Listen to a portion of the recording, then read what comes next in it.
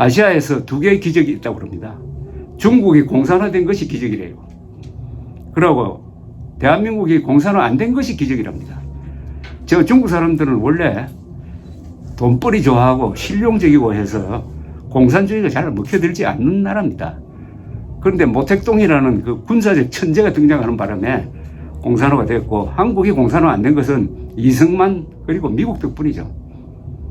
이승만 덕분이죠. 그래서 한강의 기적이 일어났습니다. 이승만 12년, 박정희 18년 합치면은 30년입니다. 30년 동안 세계 최고의 지도자가 대한민국을 이끌었습니다. 이게 축복이었습니다. 박정희를 이어서 전두환, 노태우 12년 또 발전했습니다. 군인 출신 대통령이 3사람이 나왔어요. 군인 출신 대통령 3사람 시절에 부국 강병이 이루어졌습니다. 원래 군인들은 교육을 많이 받습니다. 군인들은 참모 조직이 있어가지고 의사결정을 민주적으로 합니다. 주먹구구식으로 하지 않습니다. 국가 경영을 하는데 가장 안심할 수 있는 사람은 군인 출신 지도자입니다. 군인 출신 지도자를 우리가 3사람을 가졌습니다. 우리 민족사에서 군인이 정권을 잡은 것은 고려 때, 고려 무신난 일어났을 때, 그게 11세기죠. 12세기 무신난 이후에 박정희가 쿠데타를 통해서 정권 잡은 것은 800년 만에 처음으로 군인이 집권을 했습니다. 일본은 가마쿠라 막부부터 명치유신 때까지 약 800년 동안 무사가 지배를 했습니다. 유럽은 모든 귀족, 모든 왕은 다 군인이었습니다. 군인이 집권한 나라에서 경제가 발전하고 과학이 발전합니다. 경제와 과학이 발전하면은 중산층이 생깁니다. 그러면 거기서 민주주의가 꽃을 피우게 됩니다. 그런데 동양에서는 한국도 그렇고 중국도 그렇고 베트남도 그렇고 이 민간인들이 과거시험 쳐가지고 권력을 잡은 나라에서는 우선 경제가 발전하지 않아요. 과학이 발전하지 않습니다. 그러면 군대가 취약해지죠. 그러니까 식민지가 되는 거죠. 19세기 제국주의가 동쪽으로 밀려올 때 유일하게 일본이 명치유신을 통해서 자체적 개혁을 통해서 식민지가 되지 않고 근대 국민국가를 만들었습니다. 왜냐? 바로 군인들이 집권했기 때문에 그 사람들이 실력을 길렀다 이거죠. 선비들이 과거시험 쳐서 권력을 잡았던 조선에서는 부강병이 일어나지 않았습니다. 그런 어떻게 보면 악순환 속에서 박정희라는 사람이 800년 만에 처음으로 1961년에 쿠데타를 통해서 권력을 잡았습니다. 그 박정희를 뒷받침한 게 국군이었습니다. 누가 뭐래도 우리나라 국군의 지난 70여 년의 역사는 세계 다른 나라에 비교하면 이스라엘 군대처럼 훌륭한 일을 했습니다. 우리 국군은 건국의 초석이었어요. 6.25 때는 호국의 간성이었습니다. 산업화의 기관차 역할을 했습니다. 그리고 민주화의 소용돌이 속에서 안보를 지키는 민주화의 울타리 역할을 했습니다. 이제 남은 것은 자유통일로 가는 길인데 지금 문재인 또는 이재명 세력과 같은 장애물을 만났습니다. 그래도 대한민국 국군이 이승만, 박정희, 전두환, 노태우 이런 지도자를 뒷받침하고 대표하면서 대한민국 역사 발전에 공을 끼친 것은 신라의 삼국통일 이후 아마도 두 번째의 공적으로 기록될 것이라고 생각합니다. 그러니까 좌파가 제일 미워하는 게 이승만, 국군을 만든 이승만, 국군을 발전시킨 박정희, 그리고 국군 아닙니까? 문재인 5년 동안 한 일 중에서 기무사 해체를 했어요. 기무사가 군에서 말하자면 국정원 역할을 하는 조직인데, 그 기무사가 탄핵 사태를 맞아가지고 이게 혼란에 빠지면은 계엄령을 피해야 될 상황이 있을지도 모르겠다 해가지고 미리 계획서를 하나 만들어 놓은 걸 가지고 요걸 마치 박근혜를 옹호하는 무슨 친위 쿠데타를 모의한 것처럼 몰아가지고 수사를 해가지고 그걸 빌미로 해가지고 기무사를 없애버렸습니다. 나중에 수사해 보니까 그건 단순히 서류다. 어느 편을 들기 위해서 한 게 아니라 국가 비상사태를 위한 서류였다. 서류 작성이었다. 이걸로 해서 정리가 됐는데, 그 과정에서 기무사령관을 지낸 사람은 자살을 하고, 그래서 기무사가 하나 사라지고 말았습니다.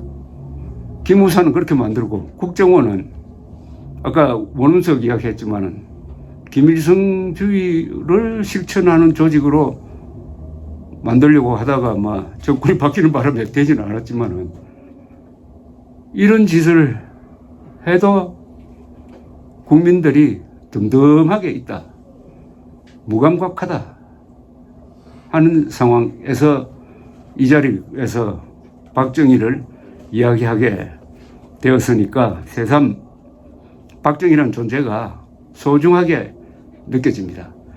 역사전쟁에서 이기려면은 이승만 박정희를 제대로 알고 이승만 박정희를 변호할 수 있어야 되죠. 이승만 박정희가 잘한 일도 많고 실수도 많습니다. 그러나 전체적으로 보면은 잘한 일이 훨씬 더 많죠.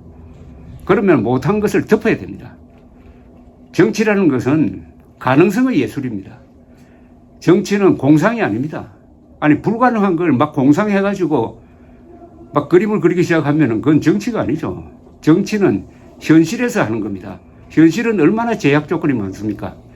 그러니까 가능성의 예술, 가능한 것 중에서도 최선의 결과를 만들어내는 게 정치인의 고민인 거죠.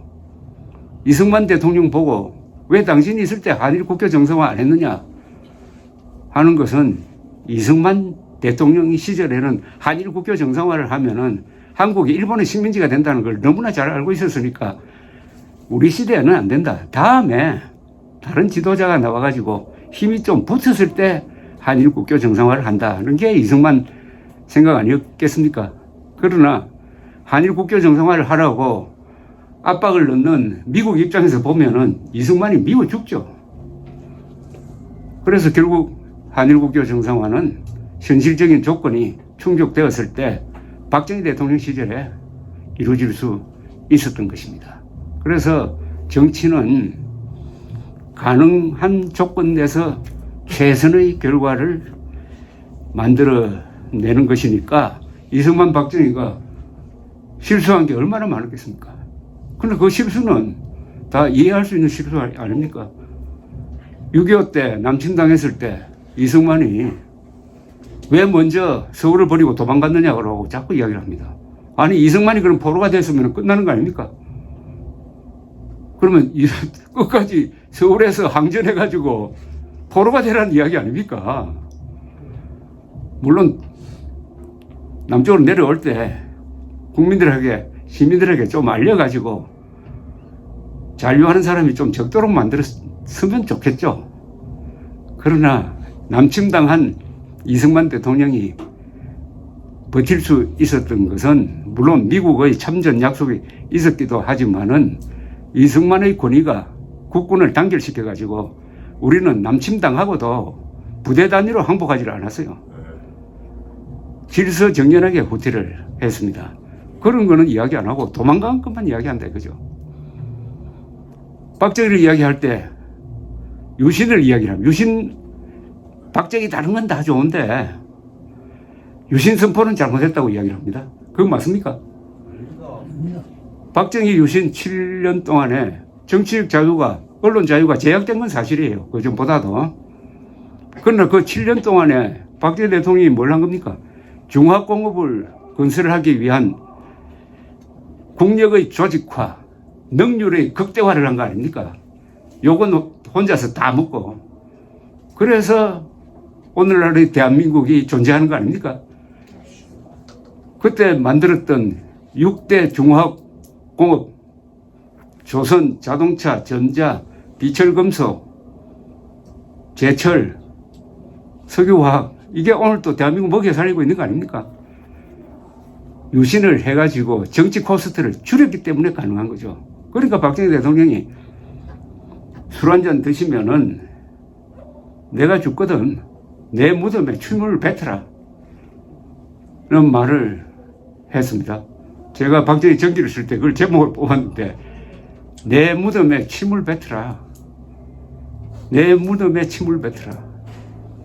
욕은 내가 먹을 테니까 내가 욕을 먹어야 나라가 발전한다.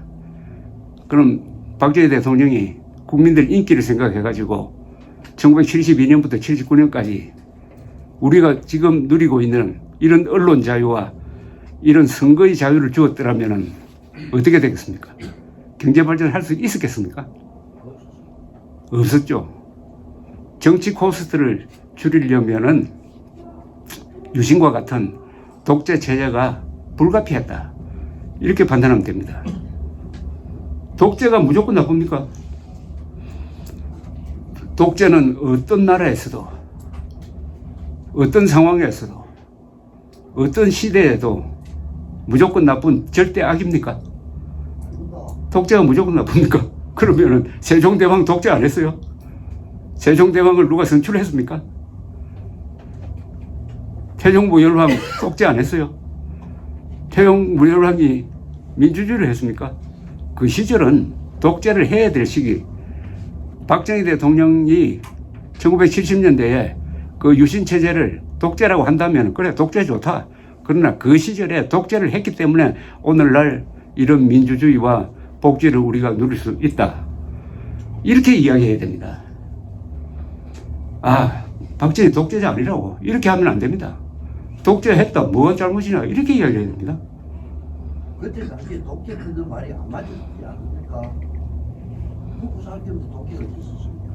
요사이 자꾸 윤석열 대통령 보고 한일 징용공 문제를 화끈하게 해결한 걸 보고 자꾸 친일파라고 봅니다. 여러분 그때는 뭐라고 이야기해야 되겠습니까? 윤석열 대통령을 친일파로 몰면은 국민의힘은 어떻게 답을 해야 됩니까? 어떻게 하면 제일 잘 먹힐까요? 전북보다는 친일이 낫다. 친일이 아닐까요? 아, 우리 친일 아닙니다. 이렇게 이야기해야 됩니까? 아니면 친일이 왜 나쁘냐 해야 되는 거 아닙니까? 친일이 왜 나쁩니까? 여러분 여기 사시는 분들 친일이 나쁩니까? 아니요. 친중친국보다는 낫죠. 아니, 일본은 우리의 우호국이고 한미일 동맹관계에서 사실상 우리의 동맹국인데 동맹국가하고 친한 게 죄입니까? 친일이 뭐 나쁘냐 이래야 되죠. 나쁜 것은 친중, 친북이 나쁜 거지. 친북이 나쁘고 친일은 왜 나쁘냐. 이 일본이 과거에 군국주의 시절의 일본이 아니잖아요. 민주화된 우리의 동맹국인 일본과 지내야 되는데 친일이 뭐 나쁘냐 이렇게 대답을 해야 됩니다. 그렇게 해야 이깁니다. 말싸움에서. 그러지 않고 아 친일 아닙니다라고 변명하기 시작하면 이미 진 겁니다. 친일이라는 이 프레임을 확 깨버려야 됩니다. 반일이 나쁜 거 아닙니까? 여러분 반일이 지금 애국입니까? 반일이 반역 아닙니까? 무조건적 반일은 반역입니다. 그렇지 않습니까? 아니 우리의 동맹국인 일본에 무조건 반대하면은 그 순간 누가 덕을 봅니까? 대한민국 국민이 덕을 봅니까? 김정은이가 덕을 봅니까? 아니 무조건적 반일을 하면은 한미일 동맹 깨버리고 훈련도 하지 않고 그래 되면은 일본에 7개 미군 기지가 있어요. 해군 공군기지 5만 7천 명이 일본에 주둔하고 있는데 이 사람들은 남침이 일어나면은 한국에 출동하기 위해서 지금 기다리고 있어요. 그럼 무조건적 반의를 해버리면은 5만 7천 명의 미군 주둔이 아주 무효가 되어버리는 거 아닙니까? 그러니까 김정은 돕자고 하면은 무조건적 반의를 해야 됩니다. 그러니까 우리가 역사 전쟁에서 이기려면은 우리의 이론 무장이 돼야 됩니다. 이론 무장. 이론 무장이 안 되면은 당신 친일파 아니냐 하면은 아이고 저는 친일파가 아닙니다 하고 그때부터 변명을 한참 늘어놓습니다. 그때는 진 겁니다, 진 거. 친일이 왜 나쁘냐 이렇게 이야기해야 되죠. 박정희 독재자 아니라고 하지 말고 독재가 왜 나쁘냐 이렇게 이야기해야 되는 건 아닙니까? 그래서 새로운 전략, 새로운 말을 만들어내야 돼요. 이게 바로 노예 근성에서 탈피하는 겁니다. 노예. 한국 사람들 아무리 잘 살고 높은 자리에 올라가도 그 마음 속에 노예 근성이 있습니다. 이걸 인정해야 됩니다. 노예 근성.